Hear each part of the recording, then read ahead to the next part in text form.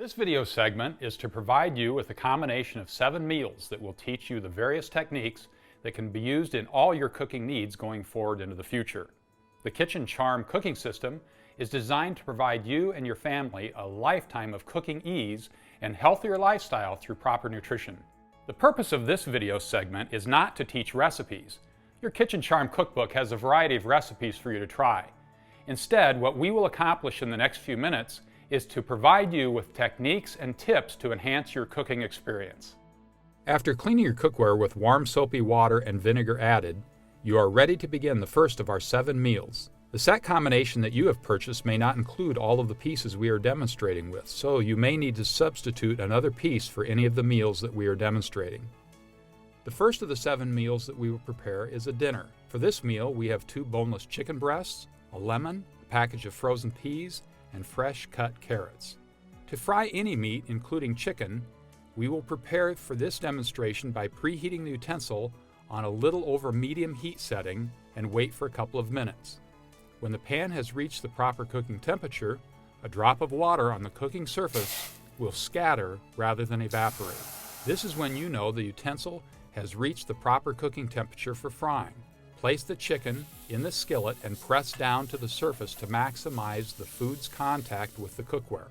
At first, the cookware will stick to the surface during the searing process, but after a couple of minutes, the chicken will begin to release. If you are cooking the legs, thighs, and other pieces of the chicken that you would prefer to have the golden brown on all sides, then turn those pieces to fry all around. In the case of the chicken breast, some people prefer not to turn the chicken, so we will prepare one in each way in this example. To enhance the flavor of the chicken breast a bit, we're going to squeeze some fresh lemon at this time. When searing the meat, do not cover the pan down completely over the skillet, as the food will need air to brown and sear. When the cover is fully in place, it forms a vapor seal that will baste the chicken instead of frying it. Let's start our vegetables. We have placed some freshly cut raw carrots in the 1-quart saucepan. To this, we are going to add some frozen peas. We are going to add just a few tablespoons of water to the vegetable. The small amount of water will turn into a vapor as the cookware heats. You place the saucepan on the burner with the cover in place. Open the valve and turn the burner to medium. In a couple of minutes, the moisture will turn to a vapor when the cooking temperature is achieved and the whistle will begin to sound. When the whistle sounds, turn the heat to the lowest setting. Close the valve and allow an additional 10 minutes of cooking time. Depending on the vegetable you are preparing, times will vary slightly. Refer to your cookbook for more information. At this point, we will also close the cover over the chicken with the ready temp valve in the closed position and turn the heat to low. When the cooking time is complete, open the cover to test that the vegetables are done to your preference. Notice the vibrant color of the vegetables is retained, and so are the nutrients. There you have it, your first meal in Kitchen Charm. For your second meal, we will prepare a few breakfast basics. To begin, we will preheat the 10-inch gourmet skillet on slightly over medium heat to prepare for frying sausage. When the water scatters on the surface, the pan has reached the proper searing temperature, and we place the sausage links in the pan with no fats or oils added. The meat will stick for a couple of minutes until it sears and releases. We will then turn and brown on all sides. When the sausage is brown as desired, we can put the cover in place to finish the cooking process. Next, we will prepare the hash brown potatoes in the small skillet. We place the skillet on the burner slightly over medium heat. Since there are no natural oils in a potato, and if you want true hash brown flavor, you will need to add a couple of tablespoons of butter or margarine to the pan at this time. If you prefer no butter or margarine, you can add a few tablespoons of water to cook the potatoes fat-free. We are going to shred 1 large potato with the food cutter. When the butter in the pan begins to bubble and is slightly browned in color, it is time to place the shredded potato in the pan. Press it down to maximize the contact with the bottom of the pan. Then cover with the valve in the closed position. Allow the potato to cook without opening the cover for 5 to 7 minutes. As you can see, the sausages now have cooked very nicely. When frying foods such as eggs, liver, or various types of fish that have no natural oil, you will need to add a bit of nonstick spray or butter to cook. Simply preheat the skillet with the spray or butter already in the pan. When you see the butter begin to bubble or a spray start to lightly tan, add the eggs and set the burner to medium heat for either scrambled or sunny side up fried eggs. You could put a cover in place for a minute and it will solidify the top of the egg. If you want your egg over easy, as we will demonstrate in this example, you would slide the egg to the edge of the pan like this and give them a quick little flip. We will slide the eggs onto the plate with the sausage links. Now we'll finish off the breakfast by removing the hash browns, and there it is, your first breakfast in Kitchen Charm. Hamburgers are a lunchtime favorite, and nothing goes better with hamburgers than corn on the cob. Let's begin by starting the corn. Depending on the quantity of roasting ears you have, you may want to select the large Dutch oven, or in this case, we are only going to prepare a few, so we will start with the forecourt. We place the corn in the forecourt and add a few tablespoons of water to create the vapor. We place the pan on the burner and turn the heat slightly over medium with the valve in the open position.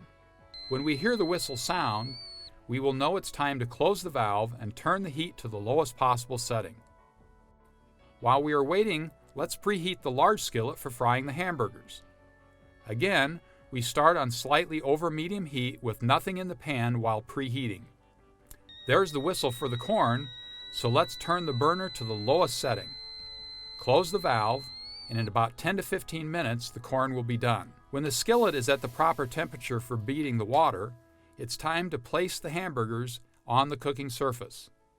The hamburger will stick a bit at the start, but as the searing process takes place, the meat will begin to loosen. To prevent splattering, place the cover ajar, but don't place it all the way down on the skillet as the vapor seal will prevent the air from getting inside and the meat will not brown and sear. After a couple of minutes, when the burger has released, we will turn and brown the other side. If you want to cook the burger more thoroughly, put the cover in place with the valve closed and reduce the heat to the lowest setting. Now let's have a look at those roasting ears. Notice the bright color has been retained, and so has the flavor. And there you have it. For a great lunchtime meal, roasting ears with juicy, delicious hamburgers. For dinner, we're going to show you how you can prepare foods typically thought to be reserved for oven cooking right on top of the stove. We have selected a roast in this case. It's a boneless chuck roast. You begin by placing the Dutch oven slightly over a medium-high heat to preheat for a couple of minutes. When the cooking surface is hot enough to scatter water, it's time to sear the meat. A couple of advantages to cooking a roast on top of the stove in Kitchen Charm is it cooks faster than it would in an oven at a rate of about 20 minutes per pound, and it will not heat your kitchen up the way an oven will.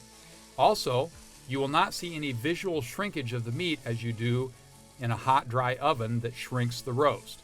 So you get more of what you paid for, and the finished roast will be moist and tender. While the roast is searing on one side, let's cut an onion on our food cutter. Once we have seared the roast on both sides, we will add the onion and a bit of sauce for flavor enhancement.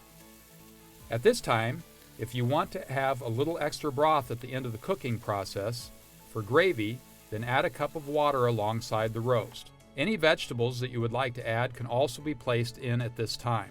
In this example, we will add carrots and potatoes. Now we cover the Dutch oven with the dome cover. The dome cover not only provides you with extra capacity, it can also be used for stack cooking. See your cookbook for stack cooking details. Once you see a bit of moisture escaping from the cover's edge, it is time to reduce the heat to the lowest setting.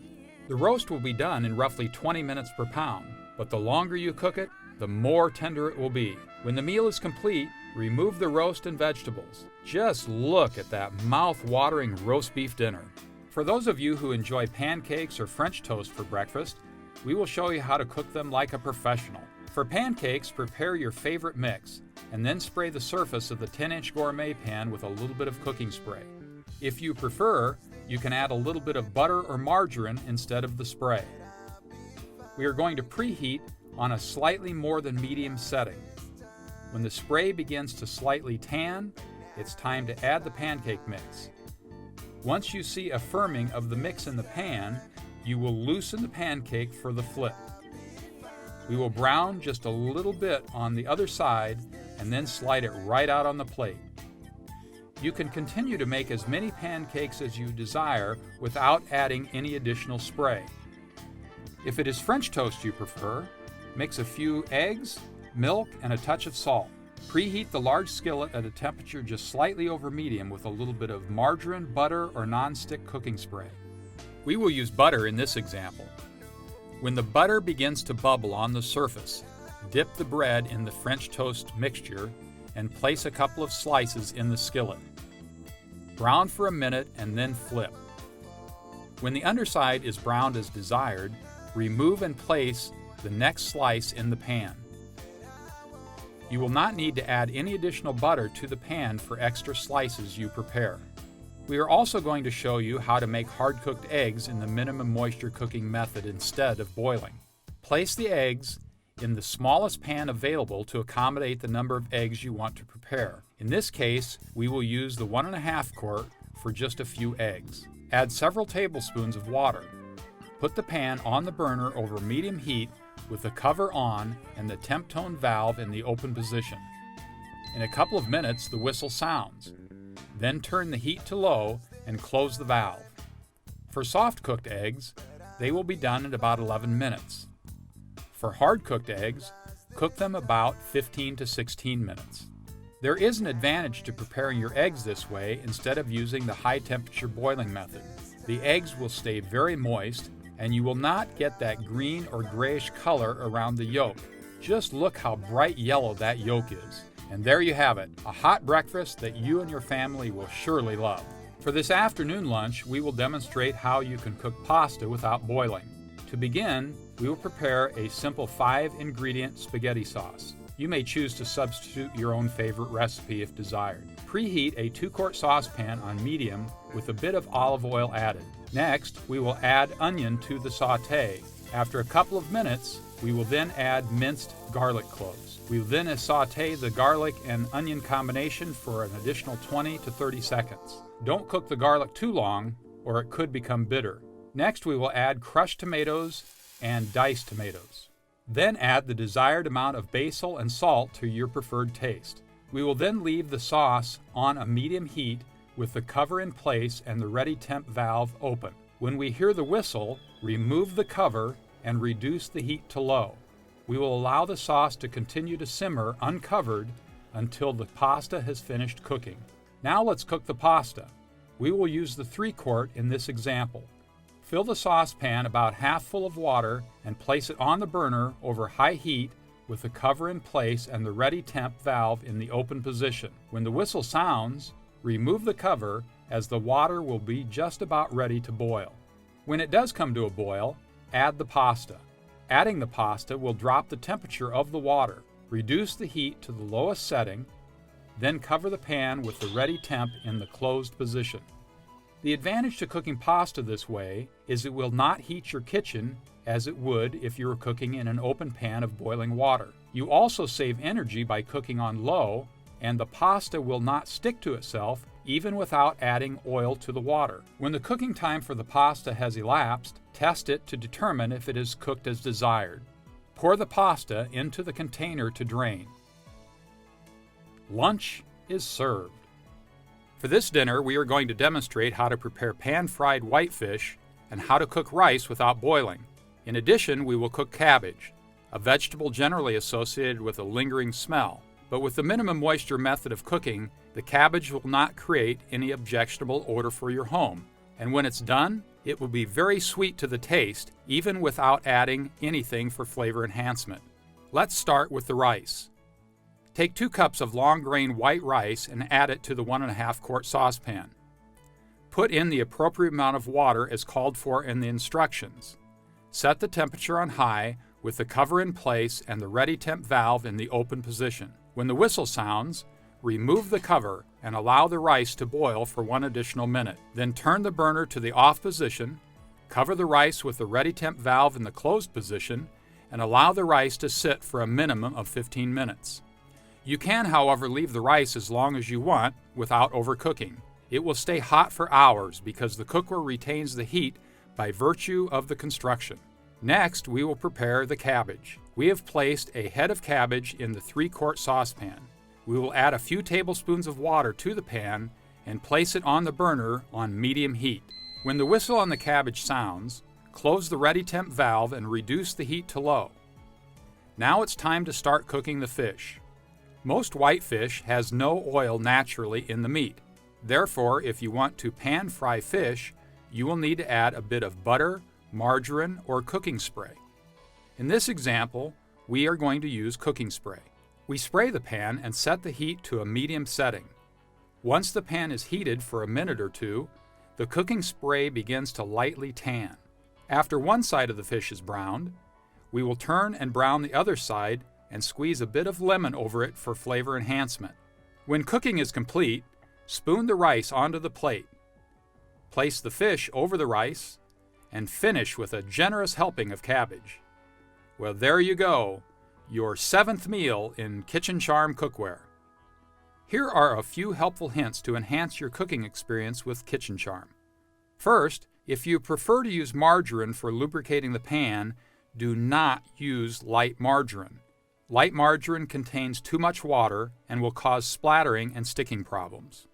If you are adding salt to the water for flavor enhancement, always stir the salt so that it is not standing on the cooking surface.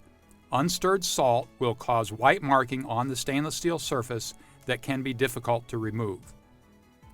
When you are preheating a pan, please do not leave the room, as you may forget to return in the appropriate amount of time and you may damage your stovetop or the cookware. From time to time, stainless steel will get heat tints on the surface.